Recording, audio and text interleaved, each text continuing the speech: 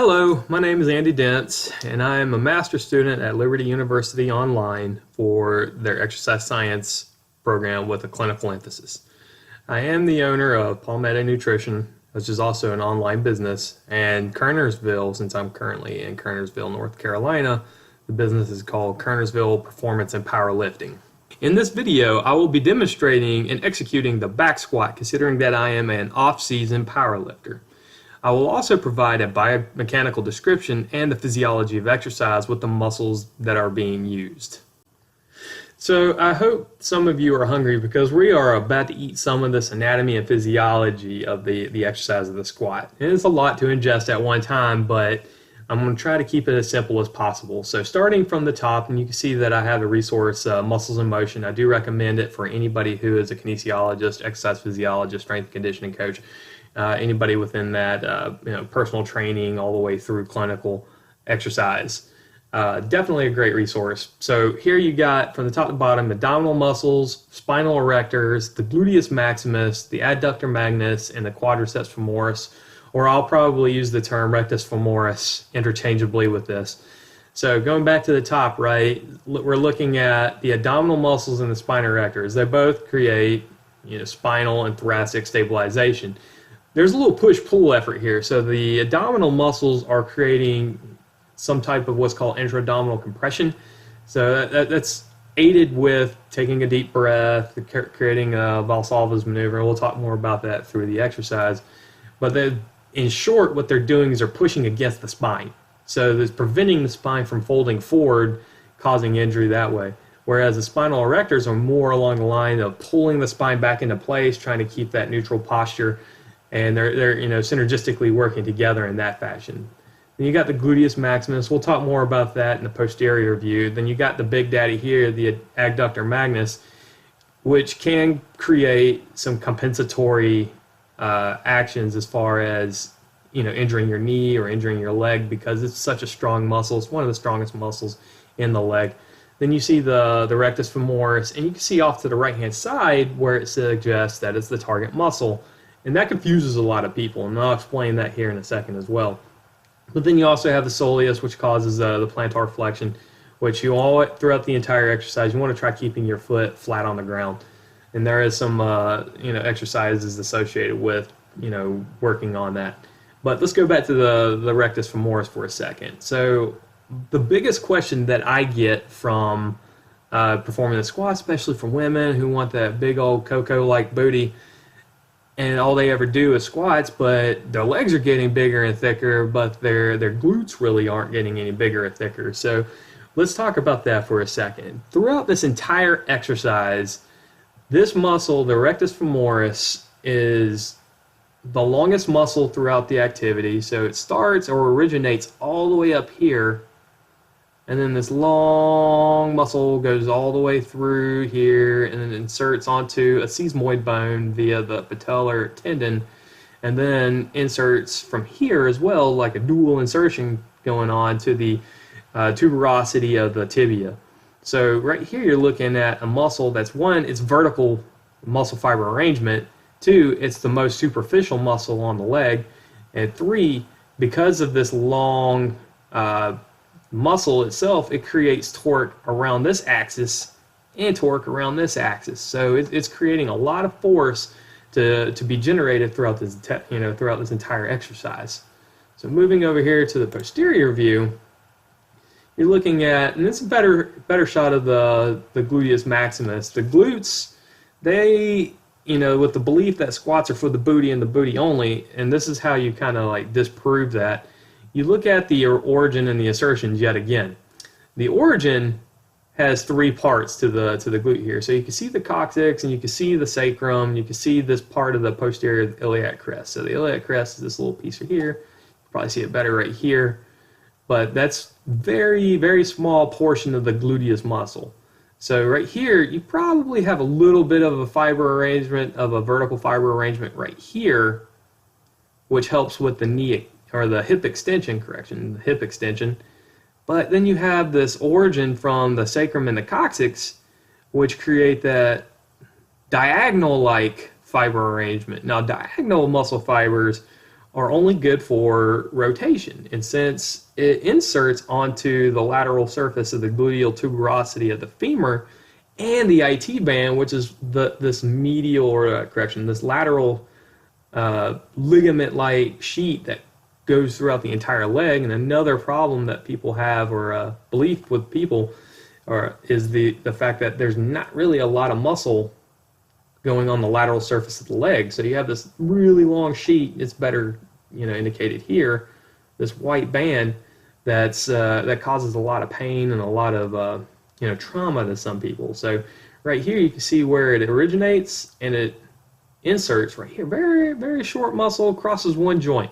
So when you're in full extension, right, and your hips are in full extension, and then you're squeezing your glutes, that also can cause lateral rotation of the leg itself. So when you're looking at the glutes in this fashion, it's only active in the 30 degrees range of motion from when your hip bone is below your knee bone. So you have to create that length-tension relationship with your quadricep muscles right here in order to create the lean tension relationship with your glutes. And at that point, you want to amorize. So let's go over here, look at the high squat position. Again, you can see the target muscle, the rectus femoris, this long superficial muscle here. Then you have a good shot of the glutes being stretched out here. And another thing we want to point out is how the spine is somewhat still in a lordotic curve. And that's just to help the pressure be displaced among your spine. If it was completely straight up and down, you would take away from, or you would add pressure to the joints themselves and causing more injury. Again, another thing you want to look at is the displacement of the weight over the knee. As you can tell, it's not there. So you want to make sure that the weight remains somewhere posterior of the knee, preferably around the medial aspect of the quadriceps itself. The first portion of the exercise program is going to be the warm-up. The warm-up is the period that is generally accepted throughout the world in any training session or competition. A well-designed warm-up can present a number of physiological responses that can potentially increase the exercise performance. Some of these potentiations or components that can increase are faster muscle contraction, relaxation of both the agonist and antagonist muscles. This allows for a greater rate of force production and reaction time. This aids in the proprioception, so like your muscle spindles, which dictate the absolute rate of relaxation or stretch, allowing for that amorization to kick in. The improvement in muscle strength and power. It increases the synovial viscosity of your joints, basically decreasing some of the arthritis pains. The increased oxygen delivery to the target tissue due to the Bohr effect, enhanced metabolic reactions, and increased physiological preparedness. There are two different parts to the warm-up. The first part is your general warm-up, which basically includes 5 minutes of slow aerobic activity like jogging or using the treadmill. The aim is to increase the heart rate, blood flow, the muscle temperature, and respiration rate.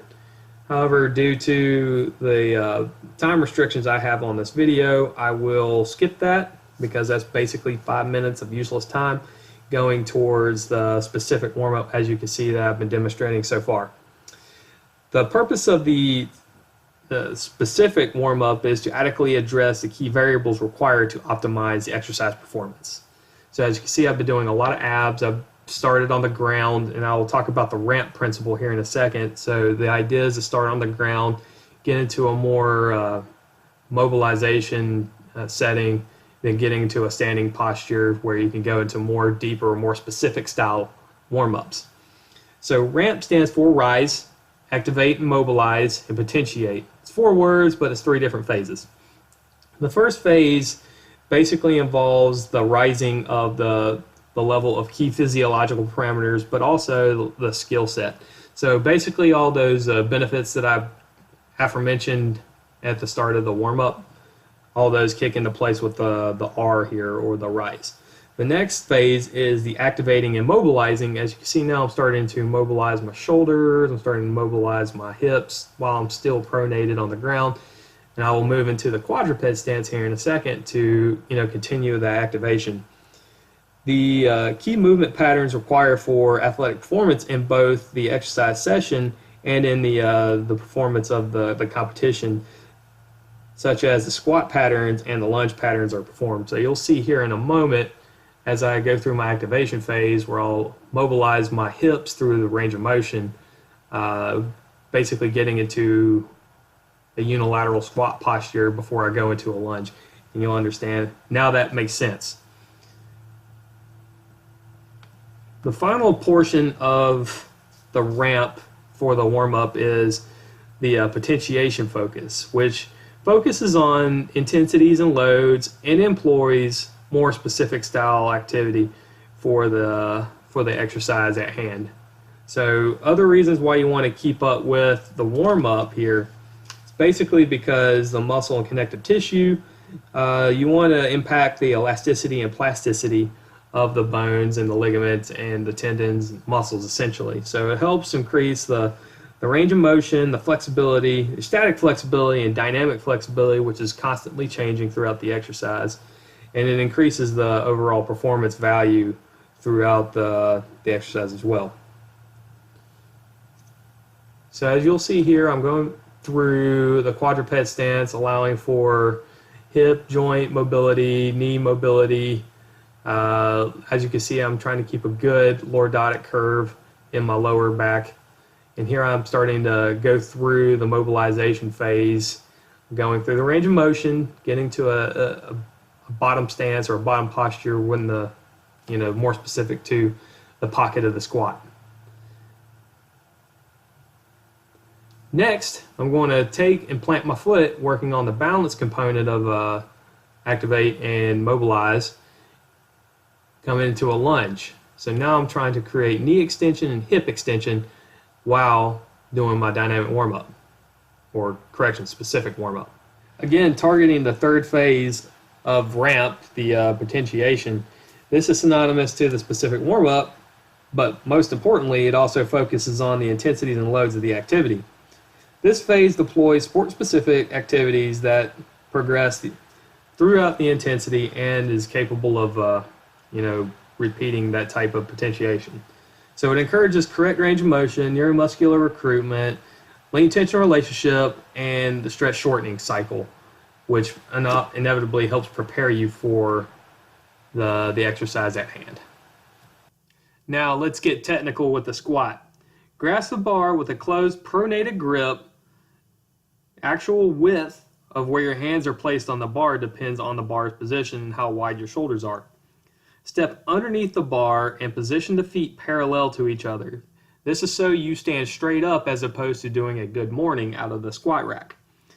Place the bar in a balanced position on the upper back and the shoulders in one of two locations: the low bar position, which is what I used for this video, or the high bar position, where you would place the bar on top of the traps, squeezing the neck.